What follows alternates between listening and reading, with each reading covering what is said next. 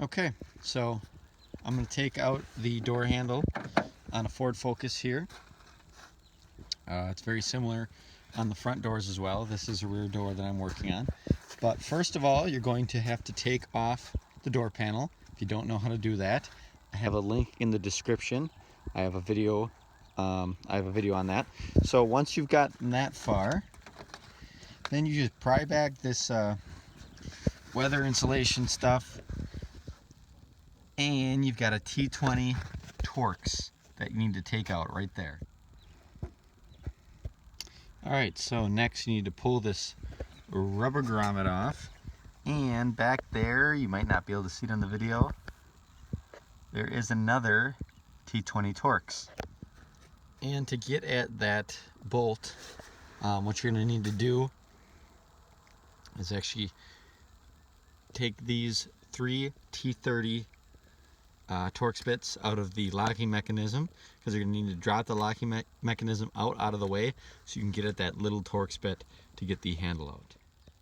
So once you've got those bolts out, you got to try to kind of push the whole mechanism down out of your way so you can get at that Torx bit. And you're probably going to need 2 hands. Hold it down with one hand and then unbolt the Torx bit with the other.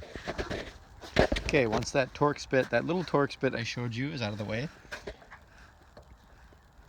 you simply need to just pry this up and off. Okay, it's got a clip in right here. That'll come off, and then grab the whole handle, push it back, and pull it off.